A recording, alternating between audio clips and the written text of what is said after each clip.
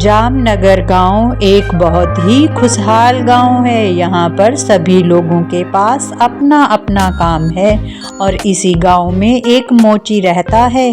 अरे अरे, इसे मोची मत बोलो, ये मोची नहीं है। अरे मैं मोची नहीं, मैं तो जूतों का डॉक्टर हूँ। डॉक्टर, मुझे सभी डॉक्टर बोलते हैं तो मुझे अच्छा लगता है। अगर कोई मुझे मोची बोल दे मुझे बुरा लगता है। अरे ये लो मेरे जूते, इनमें मुझे चलने में तकलीफ हो रही है। अब जल्दी से मेरे जूतों की सिलाई करो और इन्हें अच्छे से ठीक कर दो। मोची साहब, अरे मैं मोची नहीं हूँ, कैसे मुझे तुम मोची बोल सकती हो? मैं तो सुपरस्टार जूतों का डॉक्टर हूँ और एक डॉक्टर को तुम ऐसे कैसे मोची बोल सकती हो? अरे मेरा दिमाग मत खाओ, जल्दी से मेरे जूते ठीक करके दे देना, क्योंकि मुझे अब कल शादी में जाना है और मैं ये पहन कर जाऊंगी। ठीक है, शाम को आकर अपने जूते लेकर चली जाना, तब तक मैं तुम्हारे जूतों का इलाज कर दूंगा। मैं हूँ सुपरस्टार डॉक्टर, जूतों का डॉक्टर। जिसके जूते बीमार हैं मेरे पास आओ।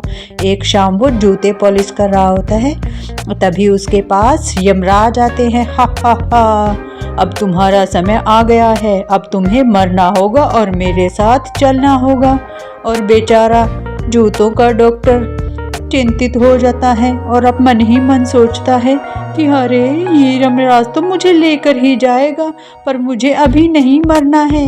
अभी मैं कुछ ऐसा बहाना बना देता हूँ। अरे यमराज जी, अभी मेरे पास इतने सारे जूते हैं जिन्हें ठीक करना है और गांव में कोई और ऐसा नहीं है जो मेरे अलावा इन जूतों को ठीक कर दे।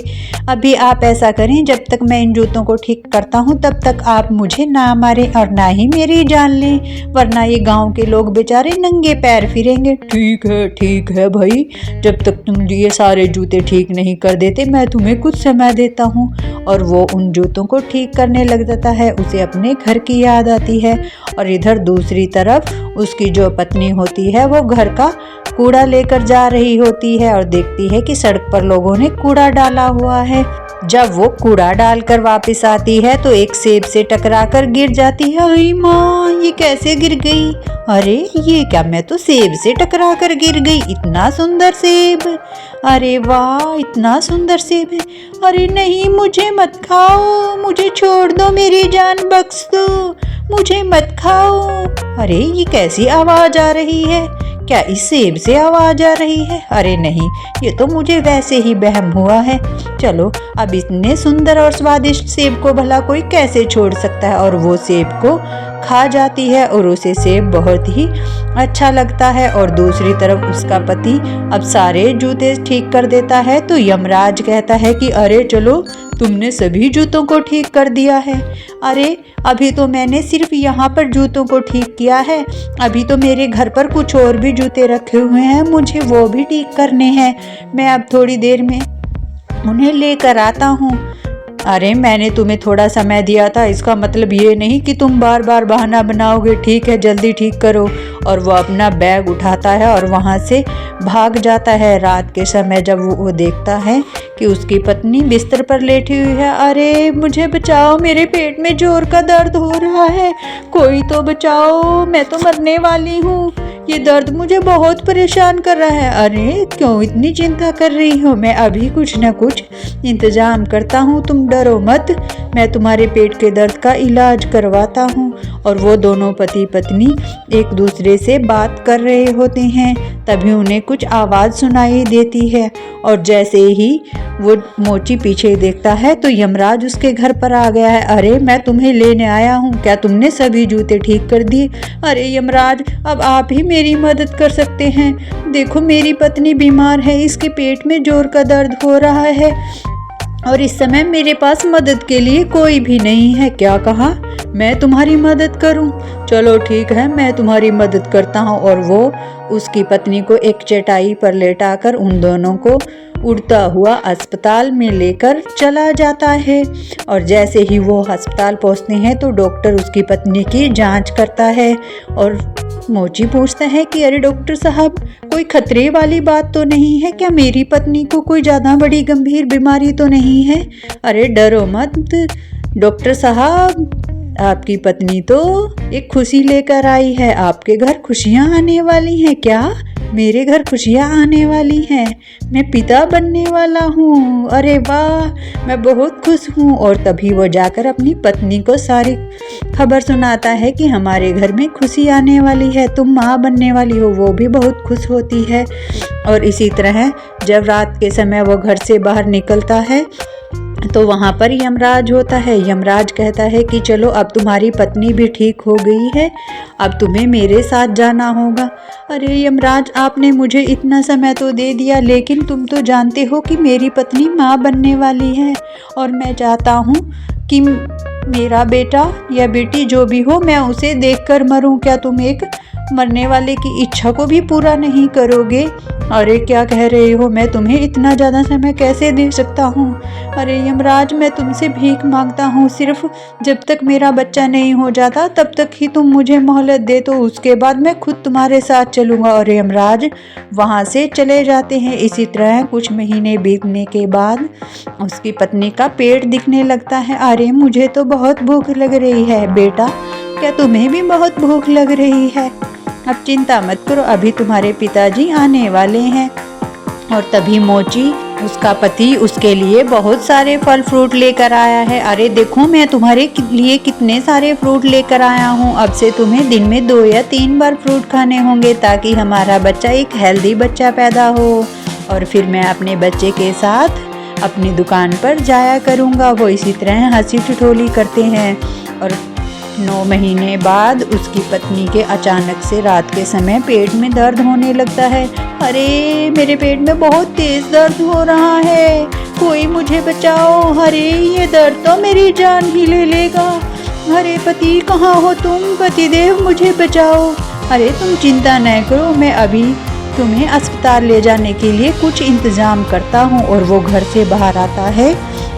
तभी वो देखता है कि सामने भालू की जो रेहड़ी है वो खड़ी है और भालू दूसरी तरफ देख रहा है। वो उसकी रेहड़ी को लेकर भागता है। तभी भालू कहता है कि अरे मेरी रेहड़ी को कहाँ ले जा रहे हैं? वो अपनी पत्नी को उस पर लेट आता है और उसे अस्पताल लेकर चला जाता है।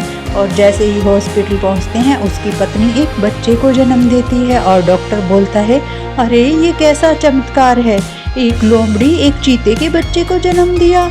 अरे ये तो मैंने अपनी पूरी ज़िंदगी में पहली बार देखा है। ये कैसे हो सकता है कि लोमड़ी चीते के बच्चे को जन्म दे देती है?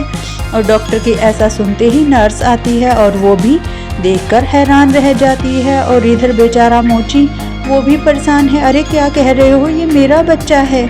अरे मूर्ख, वो तुम्हारा नहीं, वो तो चीते का बच्चा है। क्या कह रही हो, चीते का बच्चा है? तभी वो अपनी पत्नी से कहता कि ये तुम तो बहुत ही दुष्ट हो, तुमने मेरे बच्चे को नहीं चीते के बच्चे को जन्म दिया है। अरे आप ऐसा मत बोलिए। अरे ऐसा कैसे ना बोलूं, वो तो एक चीते का बच्चा है और मैं एक लोमड़ी हूँ। लोमड़ी भला चीते के बच्चे को कैसे जन्म दे सकती है? तुम बहुत ही धोखेबाज हो पतिदेव। छी छी छी, आप मेरे बारे में कितना गंदा सोच रही हैं। आप ऐसा कैसे सोच सकती हैं? मुझे तो आप पर बहुत नाज था और आप हैं कि मेरे बारे में कितना उल्टा सीधा सोच रही हैं। इसी तरह दोनों पति पत्नी के बीच झगड़ा शुरू हो जाता है। और रात के समय जैसे ही वो घर से बाहर आता है, यमराज उसे लेने आता है। तो यमराज उसे दिखाता है कि देखो, तुम्हारी पत्नी ने चीते के बच्चे को कैसे जन्म दिया। एक चीता लेटा हुआ है, वो बेहोश है और उसकी पत्नी एक तांत्रिक बंदर के साथ झगड़ा कर रही है। और तांत्रिक बंदर भी उस चीते की पत्नी को धमका रहा है। इसी तरह दोनों में बहुत तेज झगड़ा होने लगता है और दोनों एक दूसरे को गाली गलौज करने लग जाते हैं। तभी चीते की पत्नी कहती है कि हे तांत्रिक, क्या तो तुम मेरे पति को ठीक कर दो, वरना मैं तुम्हें मारूंगी। तभी बंदर उसके सिर पर छड़ी लगाता है और वो भी बेहोश हो जाती है। और उनका जो छोटा बच्चा है वो जोर जोर से रोने लगता है, कहता है कि तुमने मेरे माँ बाप के साथ ये क्या किया है। तभी बंदर कहता है कि मैं एक बहुत बड़ा तांत्रिक हूँ, देखो अभी तुम्हारे साथ क्या करता हूँ। और वो उसे सेब बना देता है।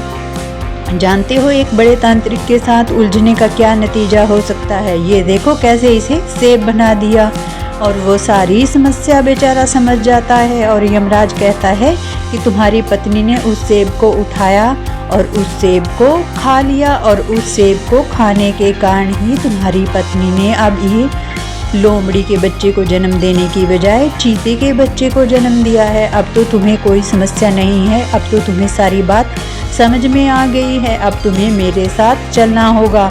अब मैंने तुम्हारी इतनी इच्छाएं पूरी कर दी हैं, अब तुम्हें भी मेरे साथ चलने के लिए तैयार हो जाना चाहिए। अभी मैं तुम्हारे प्राण निकाल लूँगा और अब तुम किसी भी प्रकार की मेरे सामने चतुराई मत करना। जल्दी से अभी मैं तुम्हारे प्राण लेता हूँ। अरे नहीं, अभी तो मुझे उस तांत्रिक को सजा भी देनी है जिसने मेरी पत्नी को वो सेब खिलाया था। मैं अभी उस तांत्रिक को सजा दे कर आता हूँ, तब तक आप मेरी प्रतीक्षा करें। और वो डॉक्टर मोची वहाँ से भाग जाता है। और तभी यमराज भी कहते हैं कि कितना चालाक मोची है, अब तो मुझे इसे ले जाना ही पड़ेगा। और तभी वो दोनों एक दूसरे के साथ पकड़म पकड़ाई खेलने लगते हैं। मोची आगे आगे भाग रहा होता है और यमराज उसे पकड़ने के लिए पीछे पीछे भाग रहा होता है। और अंत में यमराज उसे पकड़ लेता है और उसकी जो चालाकियां हैं वो किसी भी काम नहीं आती।